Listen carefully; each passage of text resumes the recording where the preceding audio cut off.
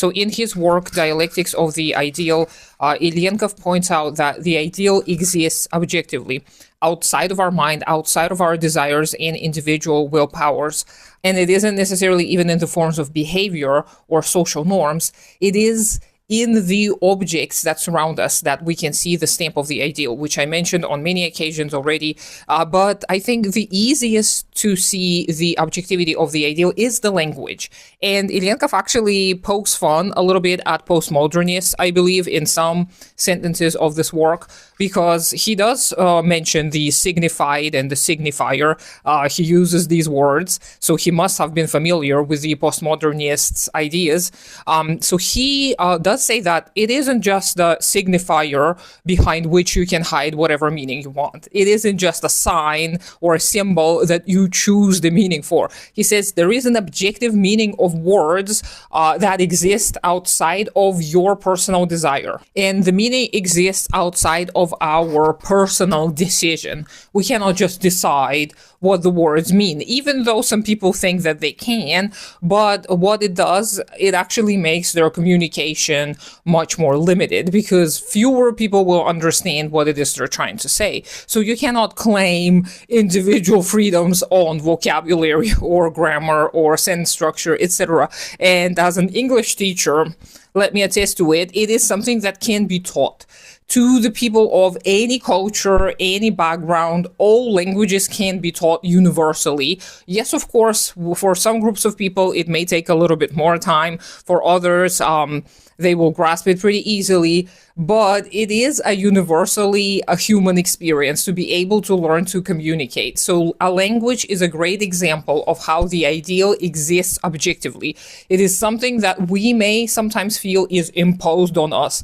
It is like some kind of an imperative that exists outside of our heads, but influences ultimately the way we behave and act, the way we carry out daily tasks, etc.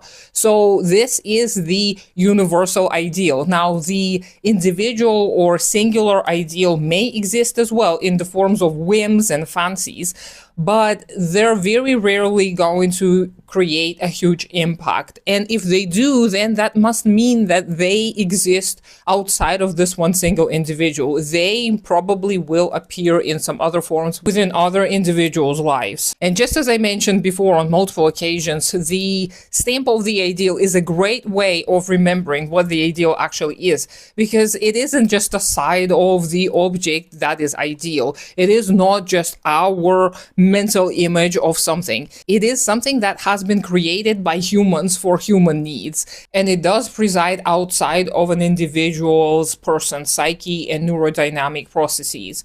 So anything that you think about, anything you feel, everybody else must have felt, even if it's not going to be exactly the same. And just as I spoke before about personal experiences and anecdotal evidence, they can be helpful, they can be useful, especially when you realize that the vast majority of the people are going to experience very similar states, even if they're not going to be exactly the same.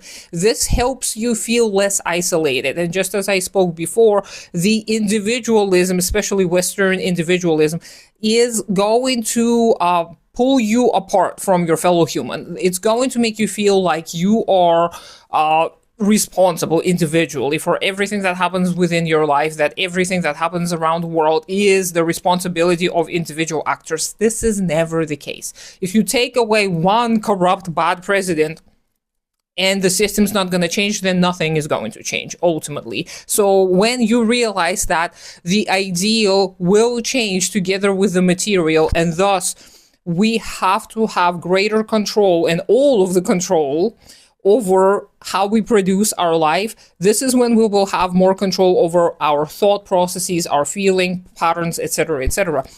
Again, I keep on insisting that both of these have to be worked on at the same time. You cannot just focus on changing the people's material conditions, including yourself, because for many people, it just translates into hustling more or trying to organize according to capitalist mythos, etc., etc.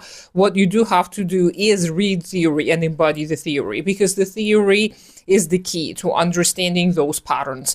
And also learn to submit to the fact that you are not a hero who is going to sweep in and help everybody and change everything. And the movement has been waiting for you personally to come in and help everybody. This is not going to happen. It is only going to happen when many people come together with common shared goals, pragmatically, practically understanding why these goals are such. You cannot just convince people using belief systems, using morality, etc., etc. People will have to see why this is the only way forward. And this is when you have to get into the logic of capitalism, because otherwise you're going to lose people. Sooner rather than later, people may join short-term, whatever organization you may be a part of. And then once their individual goals are not met or their individual desires are not fulfilled, this is when people may feel disillusioned and like they are not going to personally gain anything from the movement. So why even bother?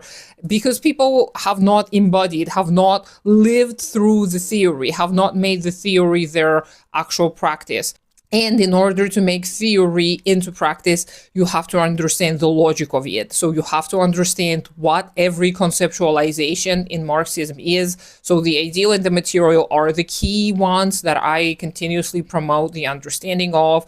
The abstract and the concrete are another pair that are very useful, etc., etc. So please make yourself familiar with these concepts. Do not lose hope. Organize with fellow working class people. Let me know if you have any questions. I hope you have a great day today.